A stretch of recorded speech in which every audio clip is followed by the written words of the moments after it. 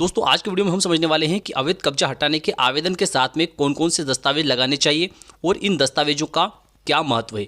तो देखिए दोस्तों, कई बार लोगों की ज़मीन पर किसी अन्य व्यक्ति के द्वारा अवैध कब्जा कर लिया जाता है, लेकिन जो भूमि स्वामी होता है वह अपनी ज़मीन पर से कब्जा हटाना चाहता है और ऐसी स्थिति में अगर वह व्यवस्थित दस्तावेज जो आवश्यक दस्तावेज है वह साथ में पेश नहीं कर पाता है, तो ऐसी स्थिति में उसका जो आवेदन है वह खारिज हो जाता है। तो आज के वीडियो में मैं एक एक दस्तावेज का महत्व आपको बताने वाला हूं, तो आप वीडियो में बने रहिए। सबसे पहले आप इस वीडियो को लाइक कर दीजिए और चैनल को सब्सक्राइब कर लीजिए।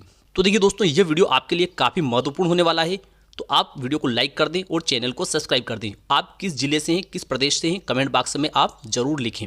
तो देखिए दोस्तों, जब भी किसी भी व्यक्ति की ज़मीन पर अगर किसी व्यक्ति के द्वारा अवैध कब्जा कर लिया जाता है या अवैध कब्जा है, तो ऐसी स्थिति में जो भूमि स्वामी होता है उस भूमि स्वामी को क्या करना चाहिए कि सबसे पहले अपनी ज़मीन का सीमांकन करवाना चाहिए। क्या करना चाहिए? सबसे पहले अपनी ज़मीन का सीमांकन करवाना चाहिए और सीमांकन जो होगा उस सीमांकन में विधिवत सूचना पत्र जो है पड़ोसी कृषकों को देना चाहिए। ठीक है, विधिवत पड़ोसी कृषकों को सूचना पत्र देने के बाद में जब सीमांकन की तारीख रहती है उस सूचना पत्र में, उसी तारीख को सीमांकन होना चाहिए। ठीक है, जब सीमांकन होता है तो सीमांकन के समय आपको राजस्व निरीक्षक महोदय या पटवारी महोदय से निवेदन करना चाहिए कि वे आपके सीमांकन के संबंध में फील्ड बुक बनाएं। ठीक है, फील्ड बुक के साथ साथ में नक्शा ट्रेस भी होना चाहिए और फील्ड बुक में जो लिखा हुआ है वह नक्शा ट्रेस में भी उसको अंकित करना चाहिए। कैसे करना चाहिए कि जैसे मान लेते हैं कि ये खेत है, ठीक है, ये खेत है, तो इस खेत का अगर सीमांकन हुआ है तो ये मान लिया जाए कि ये ए बिंदु बनाया, ठीक है, ये नक्शा उसका खेत का, ये बी बिंदु बनाया है, ठीक है, ये सी बिंदु है और ये डी बिंदु है। ठीक है, तो इस प्रकार से जो फील्ड बुक रहती है, जो फील्ड बुक रहेगी, ठीक है, जो फील्ड बुक रहेगी उस फील्ड बुक में यह लिखा होना चाहिए कि यहाँ ए बिंदु से बी बिंदु की लंबाई कितनी है, बी बिंदु से सी बिंदु की लंबाई कितनी है, सी बिंदु से डी बिंदु की लंबाई कितनी है और डी बिंदु से ए बिंदु की लंबाई कितनी है। ठीक है, और उसमें साथ साथ में यह भी लिखना चाहिए कि किस भाग पर फील्ड बुक जो है उसमें जो नक्शा ट्रेस है उसमें यह भी बताना चाहिए कि किस भाग पर, जैसे मान लेते हैं कि बी से सी भाग जो है इस मेड़ पर यहाँ पर कितने कितने हिस्से पर यहाँ पर किस व्यक्ति का अवैध कब्जा पाया गया है। ठीक है, यह नक्शा ट्रेस में दर्शाना चाहिए और फील्ड बुक में इसको बिंदुवार लिखना चाहिए। जैसे यहाँ से ए से बी, बी से सी से डी और डी से ए। और अगर अवैध कब्जा पाया गया है तो यहाँ पर अलग से इसको खोलना चाहिए कि ये बी से यहाँ पर ई, ठीक है, ये ई बिंदु आएगा यहाँ पर, ये वाला जो बिंदु है ये ई और ये एफ। ठीक है, तो इस प्रकार से उस फील्ड बुक में दर्शाना चाहिए कि इस हिस्से में यहाँ पर अवैध कब्जा पाया गया है। ठीक है, तो इस प्रकार से नक्शा में नक्शा ट्रेस जो रहता है उसमें इस प्रकार से लिखवाना चाहिए और फील्ड बुक में उसको दर्शाना चाहिए। ठीक है, कि यहाँ से यहाँ तक की कितनी लंबाई है, यहाँ से यहाँ तक की कितनी लंबाई है और यहाँ से यहाँ तक की कितनी लंबाई है। जैसे कि फील्ड बुक में ऐसे लिखा जाएगा कि जो अतिक्रमण पाया गया है अर्थात अवैध कब्जा पाया गया है वह बी से सी और सी से एफ और बी से ई और ई से एफ इस हिस्से पर जो है जो अनावेदक है या अतिक्रामक जो है उसका अवैध कब्जा पाया गया है। ठीक है, तो इस प्रकार से इस फील्ड बुक में लिखना चाहिए। ठीक है, इसके बाद में जो पंचनामा रहता है, ठीक है, पंचनामा जो रहता है इसमें स्पष्ट बात आना चाहिए कि इस दिनांक को इन लोगों के सामने सीमांकन किया गया और सीमांकन के बाद में इस प्रकार से अवैध कब्जा पाया गया जिसका कि उल्लेख फील्ड बुक में और नक्शा ट्रेस में किया गया है। लेकिन जो पंचनामा रहता है उस पंचनामे में एरिया का वर्णन जरूर होना चाहिए और सर्वे नंबर का वर्णन जरूर होना चाहिए। जैसे मान लेते हैं कि इस ज़मीन का सर्वे नंबर जो है 100 नंबर है, ठीक है, तो इस 100 नंबर का सीमांकन किया गया। ठीक है, इसका जो रकबा है कि इतने रकबे का सीमांकन किया गया और उस रकबे में से इतनी इतनी ज़मीन पर जिसका कि फील्ड बुक और नक्शा ट्रेस में वर्णन किया गया है इस पर जो है अनावेदक का कब्जा पाया गया। इस बात का उल्लेख पंचनामे में होना चाहिए। ठीक है, अब देखिए प्रतिवेदन को समझ लेते हैं।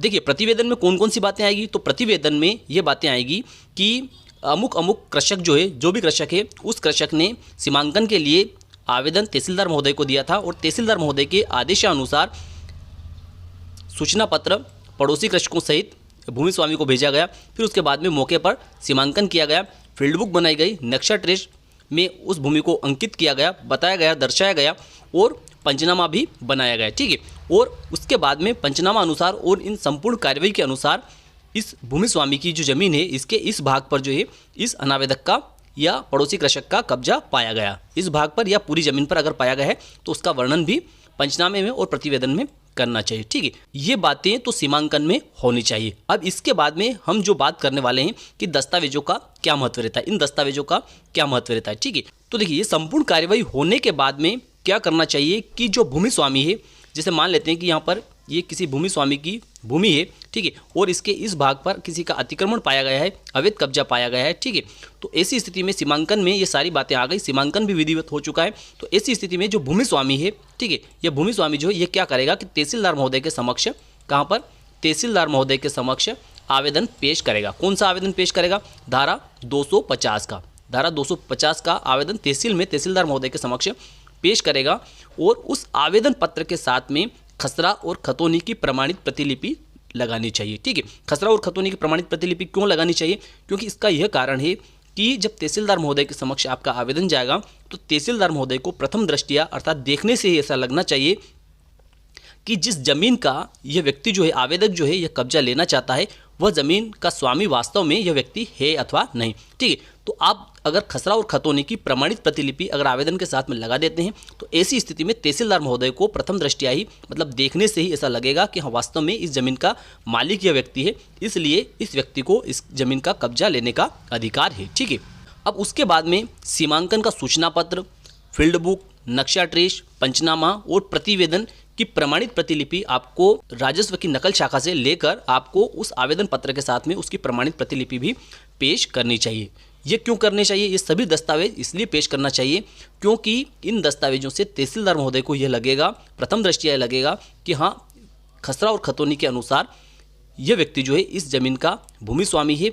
लेकिन ये दस्तावेज है 2 लगाए 6 दस्तावेज जो है सूचना पत्र, फील्ड बुक, नक्शा ट्रेस, पंचनामा और प्रतिवेदन। ठीक है, तो इन दस्तावेजों से तहसीलदार महोदय को यह लगेगा कि हाँ इस भूमि स्वामी की ज़मीन पर जो है अर्थात भूमि पर जो है इन दस्तावेजों में जिस व्यक्ति का नाम लिखा है उस व्यक्ति ने अवैध कब्जा कर रखा है। तो ऐसी स्थिति में तहसीलदार महोदय जो है आपके आवेदन पत्र की सुनवाई प्रारंभ कर देंगे और जब आपका प्रकरण चलेगा तो आप जो है साक्ष्य जब वहाँ देने जाएंगे अर्थात जो आवेदक रहेगा वह साक्ष्य देने जाएगा तो साक्ष्य में उससे ये कहना चाहिए कि मैंने अपने खाते की अर्थात मेरे नाम की जो ज़मीन है उसकी खसरा खतौनी भी आवेदन के साथ में पेश की है, मैंने सीमांकन का सूचना पत्र पेश किया है, फील्ड बुक पेश की है, नक्शा ट्रेस पेश किया है, पंचनामा पेश किया है और प्रतिवेदन पेश किया है, जिससे यह स्पष्ट है कि इस खसरा खतौनी अनुसार इस ज़मीन का मालिक मैं हूँ और इस सीमांकन अनुसार मेरी ज़मीन पर इस व्यक्ति का अर्थात अनावेदक का इस पर अवैध आधिपत्य है।